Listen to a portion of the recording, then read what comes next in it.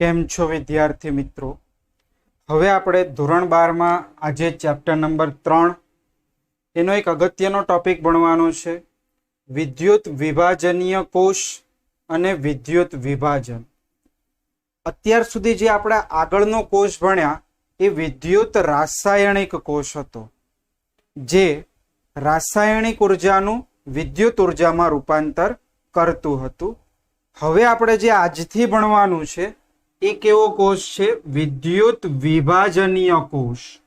અને વિદ્યુત વિભાજનીય કોષમાં વિદ્યુત ઉર્જાનું રાસાયણિક પ્રક્રિયા કરવા માટે ઉપયોગ થતો હશે. એટલે પહેલો અહીંયા પોઈન્ટ લખીએ કે વિદ્યુત વિભાજનીય કોષ, વિદ્યુત વિભાજનીય કોષ વિદ્યુત ઉર્જાનું રાસાયણિક ઉર્જામાં રૂપાંતર કરે છે. હવે આપણે અહીંયા આ જે વિદ્યુત વિભાજનીય કોષ છે તે ઔદ્યોગિક ક્ષેત્રે ઘણી બધી ધાતુઓ છે, જેવી કે કોપર, ઝિંક, એના શુદ્ધિકરણ માટે વપરાય છે. આ ઉપરાંત અમુક ધાતુઓ જેવી કે સોડિયમ, સિલ્વર, એલ્યુમિનિયમ આ બધાના ઉત્પાદન માટે વપરાય છે. તો પોઈન્ટ નંબર 2 લખીશું આપણે, વિદ્યુત વિભાજનીય કોષનો ઉપયોગ કોપર અને ઝિંક જેવી ધાતુના શુદ્ધિકરણમાં થાય છે. આ ઉપરાંત એલ્યુમિનિયમ, સોડિયમ, સિલ્વર જેવી ધાતુના ઉત્પાદનમાં પણ થાય છે. તો ઘણી બધી ધાતુના ઉત્પાદનમાં થાય છે. નિકલ પણ બનાવી શકાય, કોપર ઝિંકના ઉત્પાદન માટે પણ વાપરી શકાય છે.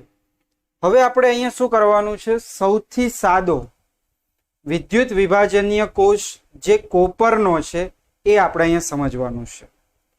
વિદ્યુત વિભાજન કોષમાં શું હોય છે? એક જ પાત્રમાં એનોડ અને કેથોડ લેવામાં આવે છે, અને એનોડ અને કેથોડને આપણે જે વોલ્ટેજ હોય, બેટરી હોય તેના સાથે જોડવામાં આવે છે. તો અહીંયા આપણે નેક્સ્ટ પોઈન્ટ લખીશું, સૌથી સાદો વિદ્યુત વિભાજનીય કોષ. સાદો વિદ્યુત વિભાજનીય કોષ જે કોપરના શુદ્ધિકરણમાં વપરાય છે.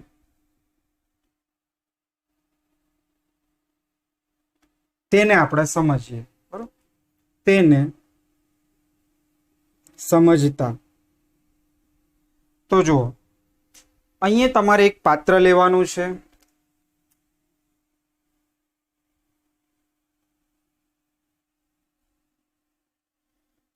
આ પાત્રની અંદર 2 વિદ્યુત ધ્રુવો ડુબાડવાના છે. એકને નામ આપી દો એનોડ અને એકને નામ આપી દો કેથોડ. જો આ પદ્ધતિ આગળ 6થા પાઠમાં રિપીટેડ જ છે, એટલે ધ્યાનથી સમજજો. આને મેં નામ આપી દીધું એનોડ, અને આ જે ધાતુનો સળિયો છે એને નામ શું આપ્યું મેં? કેથોડ. હવે તમારે અહીંયા કોપર ધાતુનું શુદ્ધિકરણ કરવું છે. તો જે પણ ધાતુનું શુદ્ધિકરણ કરવું હોય તેનો અશુદ્ધ સળિયો એનોડ તરીકે લેવામાં આવે. એટલે કોપરનો અશુદ્ધ સળિયો, કોપર ધાતુનો અહીંયા સળિયો લગાવ્યો છે, વિદ્યુત ધ્રુવ લગાવેલી છે, એની પ્લેટ લગાવી છે, જેમાં કંઈક ને કંઈક અશુદ્ધિ હશે. અહીંયા તમારે તે જ ધાતુનું એટલે કે કોપર ધાતુનું શુદ્ધ સળિયો લગાવવો પડે. કેમ? કારણ કે અહીંયા કોપર ધાતુ શુદ્ધિકરણ પામીને જમા થશે. અથવા તમે અહીંયા નિષ્ક્રિય વિદ્યુત ધ્રુવ લગાવી શકો, અથવા નિષ્ક્રિય કોઈ પણ ધાતુ લગાવી શકો. હવે અહીંયા સમજો, વિદ્યુત રાસાયણિક કોષમાં એનોડ ઋણ વીજભારિત હતો, કેથોડ ધન વીજભારિત હતો. અહીંયા ઉલટું હશે, એનોડ અહીંયા કેવો હોય છે? ધન વીજભારિત, અને કેથોડ અહીંયા કેવો હોય છે? ઋણ વીજભારિત. કારણ કે અહીંયા આપણે જે બેટરી જોડીએ છીએ એ બેટરીમાંથી અહીંયા ઇલેક્ટ્રોન્સ કેથોડ તરફ પ્રવેગિત થતા હોય છે. એટલે આ થઈ ગઈ આપણી બેટરી. અહીંયા જોડી દીધી આપણે બેટરી. આ રીતની ડિઝાઇન હશે. હવે આપણે આ પાત્રની અંદર ભરવાનું છે કોપર સલ્ફેટનું એસિડિક દ્રાવણ.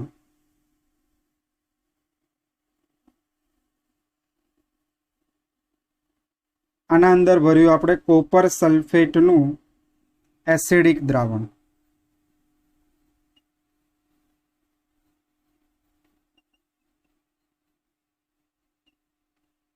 હવે આપણે સમજી લઈએ પ્રક્રિયાઓ શું હશે. તો જો પ્રક્રિયાઓ આપણે જેવી રીતે આગળ સમજ્યા છે, એનોડ ઉપર તો ઓલવેઝ ઓક્સિડેશન થશે. આ એનોડ વિદ્યુત ધ્રુવો ઉપર આ કોપર ધાતુના પરમાણુઓ છે. આ કોપર ધાતુના પરમાણુઓ દ્રાવણમાં શું બનાવશે? Copper +2 ion. તો હું અહીંયા પ્રક્રિયા લખી શકું, એનોડ વિદ્યુત ધ્રુવ ઉપર થતી પ્રક્રિયા. કોપર જે સોલિડ છે અને આ કોપર કેવું હોય છે? અહીંયા અશુદ્ધ હોય છે. એનોડ ઉપર અશુદ્ધ કોપરનો સળિયો. આ કોપરનું ઓક્સિડેશન થશે કોપર +2 આયનમાં અને જે દ્રાવણમાં જમા થશે આવી રીતે. સાથે સાથે 2 ઇલેક્ટ્રોન પણ છૂટા પડશે. આ પ્રક્રિયાને આપણે શું કહીશું? ઓક્સિડેશન પ્રક્રિયા. કારણ કે પ્રક્રિયા દરમિયાન ઇલેક્ટ્રોન મુક્ત થાય છે. ત્યારબાદ વાત કરીએ કેથોડ વિદ્યુત ધ્રુવ ઉપર રિડક્શન થઈને આ જે કોપર +2 આયન હોય એ અહીંયાથી ઇલેક્ટ્રોન મેળવશે અને કોપર ધાતુ અહીંયા જમા કરશે. આવી રીતે નિક્ષેપિત કરશે, ડિપોઝિટ કરશે, જમા કરશે. તો બસ આ જ કોપર +2 છે જે 2 ઇલેક્ટ્રોન મેળવીને કોપર સોલિડ બનાવે છે. અને આ કોપર હવે કેવું બની ગયું? શુદ્ધ બની ગયું. અને આ પ્રક્રિયાને આપણે શું કહીશું? રિડક્શન પ્રક્રિયા. તો ફરીથી થિયરીના પોઈન્ટ સાંભળજો. એક પાત્રની અંદર કોપર સલ્ફેટનું એસિડિક દ્રાવણ લેવામાં આવે છે. તેમાં એનોડ તરીકે કોપરનો અશુદ્ધ સળિયો અને કેથોડ તરીકે તેજ ધાતુનો શુદ્ધ સળિયો અથવા નિષ્ક્રિય વિદ્યુત ધ્રુવ ડુબાડવામાં આવે છે. જ્યારે બેટરીને ચાલુ કરીએ છીએ ત્યારે તેમાંથી પ્રવાહ પસાર થાય છે અને આ જે રાસાયણ હોય છે એ રાસાયણનું કન્વર્ઝન થશે અને અહીંયા શું થશે? રાસાયણિક પ્રક્રિયા થશે. એનોડ ઉપર ઓક્સિડેશન, કેથોડ ઉપર રિડક્શન. આવી રીતે અશુદ્ધ કોપરનું રૂપાંતર શેમાં થાય છે? શુદ્ધ કોપરમાં. હવે એક વસ્તુ સમજજો, આ ધાતુના સળિયામાં અમુક ધાતુના પરમાણુઓ એવા હશે કે જેનું ઓક્સિડેશન થશે નહીં અને એનોડના સળિયાની નીચે જમા થશે, જેને આપણે શું કહીએ છીએ? એનોડિક પંક.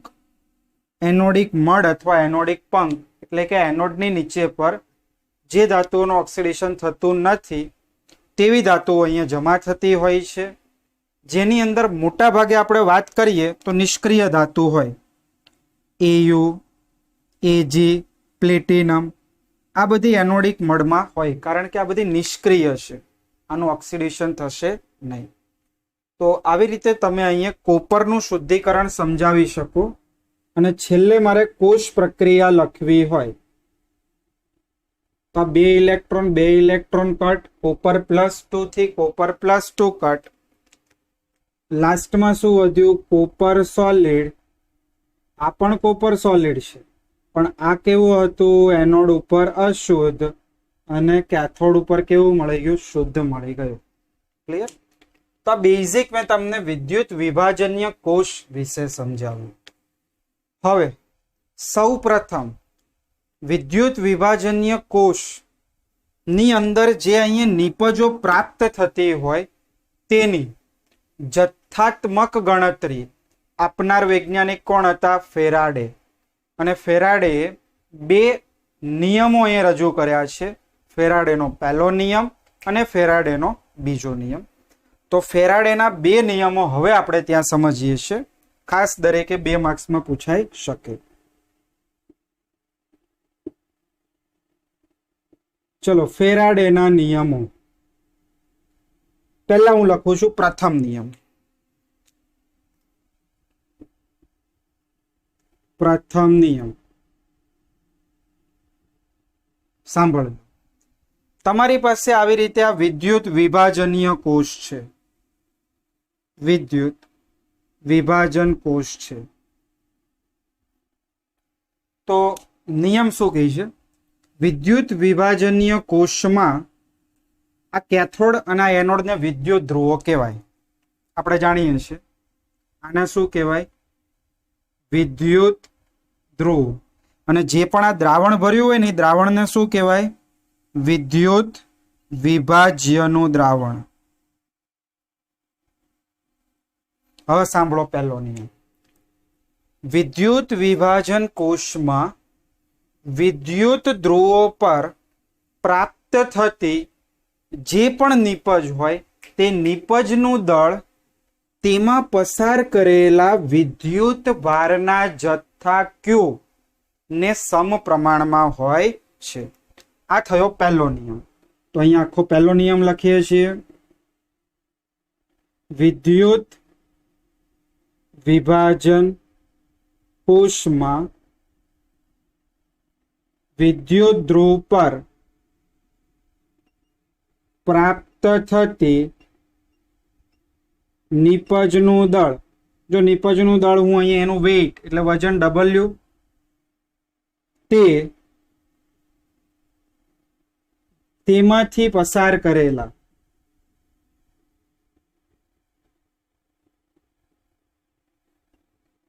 વિદ્યુત ભાર Q ના સમપ્રમાણમાં હોય છે.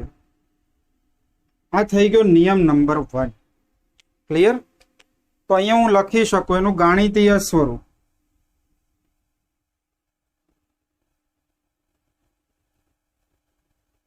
જો નિપજનું દળ W હોય અને પસાર કરેલો વિદ્યુતનો જથ્થો Q હોય તો W ચલે છે Q. આ થયો પ્રથમ નિયમ. ક્લિયર? તો પહેલા એટલું ધ્યાનથી સમજી લો, લખી નાખો મેન પોઈન્ટ્સ. પછી આપણે બીજો નિયમની વાત કરીએ. ચલો, હવે નિયમ નંબર 2. નિયમ નંબર 2 શ્રેણીબદ્ધ જોડાણ માટેનો છે. તો નિયમ શું કહે છે? બીજો નિયમ ફેરાડેનો.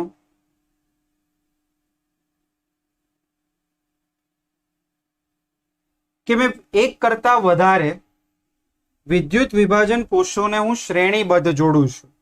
જો શ્રેણીબદ્ધ આને કહેવાય. આવી રીતે આ એક વિદ્યુત વિભાજન કોષ, આ બીજો વિદ્યુત વિભાજન કોષ, આ ત્રીજો વિદ્યુત વિભાજન કોષ, આને શ્રેણીબદ્ધ કહેવાય. હવે આ એનોડ, પછી આ કેથોડ, દરેકમાં એવું જ હશે.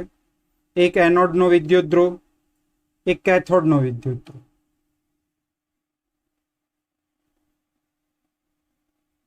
પ્લસ આની અંદર વિદ્યુત વિભાજ્યનું દ્રાવણ હશે. આવી રીતે આ વિદ્યુત વિભાજ્યનું દ્રાવણ.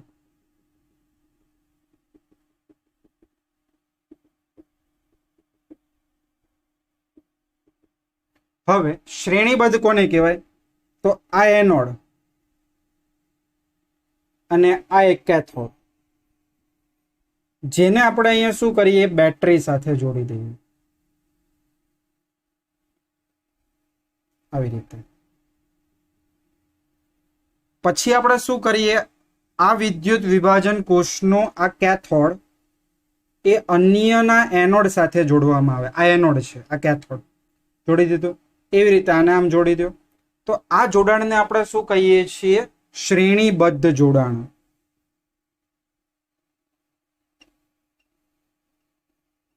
તો આના માટે બીજો નિયમ સમજવાનો છે. બીજો નિયમ સાંભળજો. જ્યારે એક કરતા વધારે વિદ્યુત વિભાજન કોષોને શ્રેણીબદ્ધ જોડવામાં આવે છે ત્યારે પ્રાપ્ત થતી નીપજનું દળ એ તેમાંથી પસાર કરેલા વિદ્યુત ભારનો જે જથ્થો છે એ અને જે પણ પદાર્થ હશે તે પદાર્થના તુલ્ય ભારના સમપ્રમાણમાં હોય છે. તો જો નિયમ અહીં નીચે લખીએ છીએ, એક કરતા વધારે વિદ્યુત વિભાજન કોષને શ્રેણીબદ્ધ જોડવામાં આવે ત્યારે પ્રાપ્ત થતી નીપજનું દળ તેના તુલ્ય ભારના, તુલ્ય ભાર એટલે ઇક્વિવેલન્ટ વેઇટ, તુલ્ય ભારના સમપ્રમાણમાં હોય છે. તો બીજા નિયમનું ગાણિતીય સૂત્ર મારે આવી રીતે લખવું હોય તો હું અહીં લખી શકું, ગાણિતીય સૂત્ર વજન એ તુલ્ય ભારના કયા પ્રમાણમાં હોય છે? સમપ્રમાણમાં હોય છે. જ્યાં ઇક્યુ એટલે ઇક્વિવેલન્ટ વેઇટ, જેને શું કહીશું આપણે? તુલ્ય ભાર. આ થઈ ગયો તમારે બીજો નિયમ. બે નિયમ લખી નાખો. પછી આપણે દાખલાઓ ગણવા માટે જે બેઝિક સમજૂતી છે, જે સૂત્રો છે, એને આપણે સમજી લઈએ. ચલો, તો એના માટે પહેલું એક સૂત્ર કે જે પણ દાખલાઓ હશે એમાં તમને વિદ્યુત પ્રવાહ I આપેલો હશે, એટલે તમારે શું કરવું પડે? વિદ્યુત પ્રવાહ I નો ઉપયોગ કરીને વિદ્યુત ભાર Q શોધવો પડે. તો જો પહેલું, જો પસાર કરેલો વિદ્યુત પ્રવાહ I હોય અને સમય t હોય તો વિદ્યુત ભાર Q બરાબર સૂત્ર શું થશે? I into T. Q બરાબર સૂત્ર શું લખી શકાય? I into T. કદાચ આ સૂત્ર ફિઝિક્સમાં જોયું જ હશે તમે. હવે આ જે વિદ્યુત ભાર છે એ કુલંબમાં મળે છે. હવે મારે એને ફેરાડેમાં થોડું સમજવું છે. તો જુઓ, પેલા હું તમને એક ઇલેક્ટ્રોનનો વીજભાર જણાવું છું. આપણે જાણીએ છીએ એક ઇલેક્ટ્રોનનો વીજભાર, બોલો કેટલો થશે? 1.6020 ગુણ્યા 10⁻⁻19 કુલમ. હવે એક મોલ ઇલેક્ટ્રોનનો વીજભાર ગણીએ. એક મોલ ઇલેક્ટ્રોનનો વીજભાર. તો એક મોલ એટલે કેટલા ઇલેક્ટ્રોન થાય? Na જેટલા. Na એટલે 6.022 ગુણ્યા 10⁻23 અને ઇન્ટુ આ એક ઇલેક્ટ્રોનનો વીજભાર, એટલે ટોટલ વીજભાર મને મળશે. આ કુલમમાં છે, આનો કોઈ એકમ ના આવે. ચલો ગુણાકાર કરો કેલ્સીમાં. 6.022 ઇન્ટુ 1.6020. તો જવાબ તમને મિત્રો મળશે 9.647 આવો જવાબ મળશે. ઇન્ટુ 10⁻, આ 19 છે માઇનસ, એટલે બાદ બાકી કરો એટલે એક આમાં વધે ને 4 આમાં, સોરી 3 આમાં એટલે ટોટલ કેટલી 4 ઘાત એટલે અહીંયા શું લખી શકો 96472 કુલમ એટલા કુલમ મળ્યું અને એટલા કુલમ બરાબર 1 ફેરાડે થાય છે બરોબર આપણે જાણીએ છીએ કે 1 ફેરાડે બરાબર 96,472 અથવા 487 આપણે લઈએ છીએ 487 કુલમ તો એક વસ્તુ તો આપણે અહીંયાથી શીખ્યા કે 1 ફેરાડે બરાબર મારે જો ઇલેક્ટ્રોનના સંદર્ભમાં લખવું હોય તો 1 ફેરાડે બરાબર શું લખી શકાય 1 મોલ ઇલેક્ટ્રોન આ રહી એની ગણતરી ક્લિયર તો આ એક ગણતરી અહીંયા લખી નાખજો 1 મોલ બરાબર 1 ફેરાડે અથવા 1 ફેરાડે બરાબર 1 મોલ ઇલેક્ટ્રોન આ લખી શકાય આપણે હવે અહીંયા વાત આવે છે કે આ આપણને ક્યુ મળશે એ કુલંબમાં મળશે કુલમમાં હશે મારે વિદ્યુતનો જથ્થો શેમાં ફેરવવો પડે ફેરાડેમાં તો 1 ફેરાડે બરાબર કેટલા કુલમ થશે 96,487 તો હું જો આવું લખી શકું 96,487 કુલંબ હોય ત્યારે 1 ફેરાડે તો મારી પાસે કેટલા કુલમ છે I × T કુલંબ હોય ત્યારે ફેરાડે કેટલા તો એક નવું સૂત્ર દાખલા ગણવા માટે ખાસ અગત્યનું સૂત્ર જ્યારે પણ વિદ્યુત પ્રવાહ I અને સમય T સેકન્ડમાં હોય સમય સેકન્ડમાં જ હોવો જોઈએ જ્યાં T બરાબર સેકન્ડમાં મિનિટ હોય કલાક હોય તો સેકન્ડમાં ફેરવવું નહીતર દાખલો ખોટો તો અહીંયા આપણે લખી શકાય કે જ્યારે વિદ્યુત પ્રવાહ I હોય એમ્પિયરમાં સમય T સેકન્ડમાં હોય અને મારે જો ડાયરેક્ટ ફેરાડે શોધવું હોય તો ફેરાડે બરાબર I × T × 1/96,487 અથવા 96,500 પણ લખી શકો આ સૂત્ર ખાસ અહીંયા દાખલાઓ માટે યાદ કરો F બરાબર I × T upon 96,487 ક્લિયર હવે હું કેટલીક રિએક્શનો લખું છું આ રિએક્શનો ખૂબ જ અગત્યની છે વિદ્યુત વિભાજનીય કોષમાં થતી કેટલીક રિડક્શન પ્રક્રિયાઓ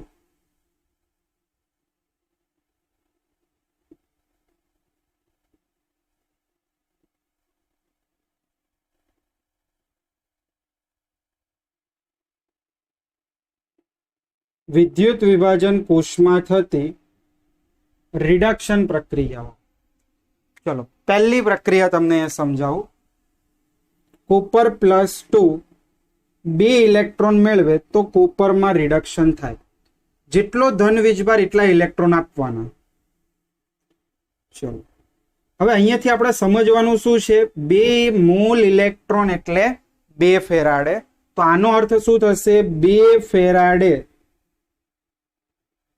વિદ્યુતના જથ્થાથી 1 મોલ અહીંયા કંઈ જ નથી એટલે 1 મોલ કોપર મળે છે આ એનો અર્થ થાય 2 મોલ ઇલેક્ટ્રોન એટલે 2 ફેરાડે ચલો બીજી આવી જ રિએક્શન સેમ આપું છું Zn +2 તો 2 મોલ ઇલેક્ટ્રોન તો Zn તો 2 ફેરાડે 1 મોલ Zn આપે છે ત્રીજી રિએક્શન Ag પ્લસ ચલો કેટલા ઇલેક્ટ્રોનની જરૂર પડશે હવે એક જ ઇલેક્ટ્રોન અને Ag આનો અર્થ શું થશે 1 ફેરાડે વિદ્યુતના જથ્થાથી 1 મોલ સિલ્વર પ્રાપ્ત થશે